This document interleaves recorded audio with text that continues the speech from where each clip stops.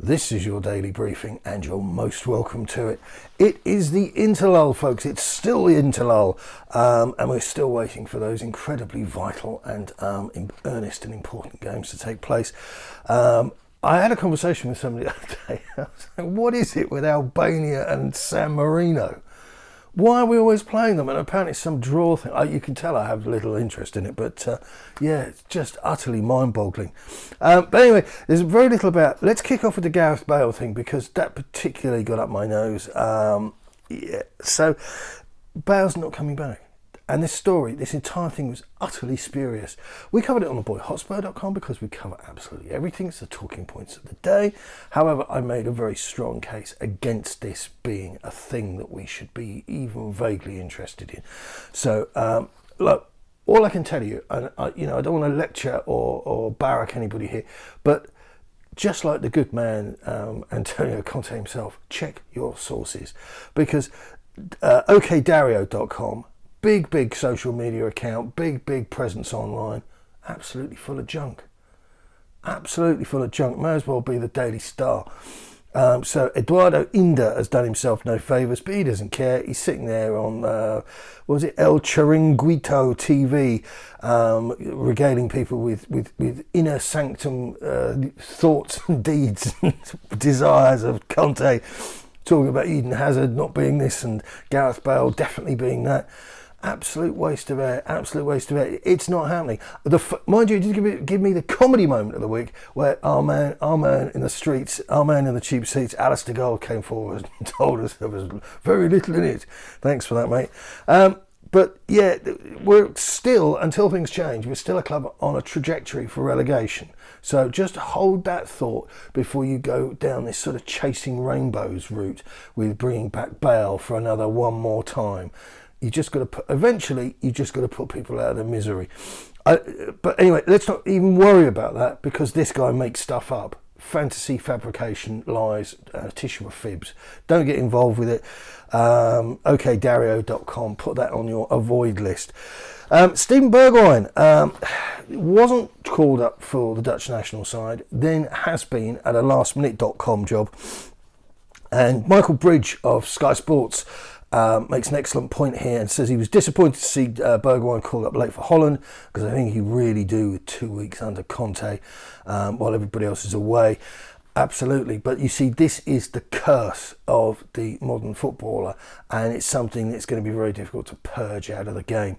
You got these guys head to toe in tattoos. Bergwijn, nice family, blah blah blah, but I think he's lost his mind since he's come to Tottenham. His football's gone backwards, absolutely down the toilet. And it's taken me a while to kind of not admit it, but to form that opinion. There are a lot of people very quick to judge this guy. And I didn't take care. I didn't care for most of it personally because it struck me as a bit quick. And whilst I'm the most politically incorrect person you're probably going to bump into. It did make me wonder if there was a thing to do with his skin colour that was affecting people's judgments in certain instances. But I just think he's proved himself now as not being very good. I think it makes more sense for him to stay there, to be seen to be staying there, and to working on all manner of aspects of his game because he is missing in numerous departments. But head to toe in tattoos, Gucci coat, Louis Vuitton baseball boots, and he's off with his Beats headphones. Travelling first class around the world. So until that changes, which it probably never will, then there won't be any more meaningful conversation to add to the dialogue. Harry Kane has been propelled into the media spotlight again, simply because, unlike with club football, where it's very easy to hide, international football, he's the captain, so he gets wheeled out. We've got a little bit of video, which isn't inspiring at all, on this channel. But he also spoke to the press, spoke to the Mail Online, and he's clearly stinging a bit about all of the abuse he got during the summer with his prospective move, which obviously didn't happen to Manchester City. Not defending his brother and saying, I know what he does as an agent, I know what he does as a brother.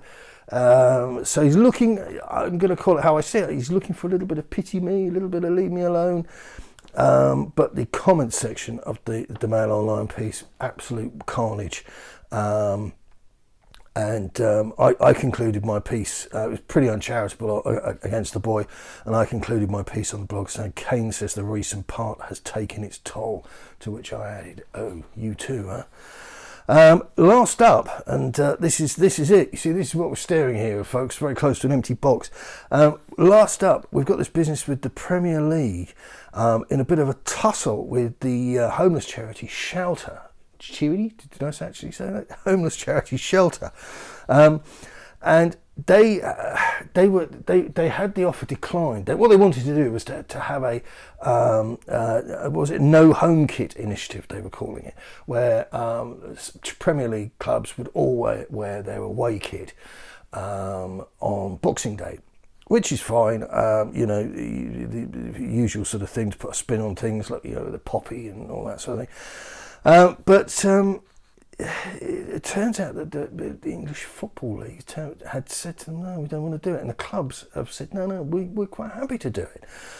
So, listen, I take a view that all of these things, it's very easy to slag things off, but this is gesture politics, 100% gesture politics. If anybody truly cared, then they wouldn't, need to, shout it from the rooftops, just get on with it and do it. And if they need to do it publicly, then why don't they just adopt a charity? They could do it for a season, they could do it for each game, I don't care. But I think it should be balloted. I think the supporters should vote. And I had a brainstorm last night, actually, and this shows you how my overthinking mind works, because I was thinking, how can you actually do that, where you get them to vote and you can't give people pens and pencils and bits of paper? That's asking for trouble. You know, there'll be, you know, health and safety and fires and God knows what.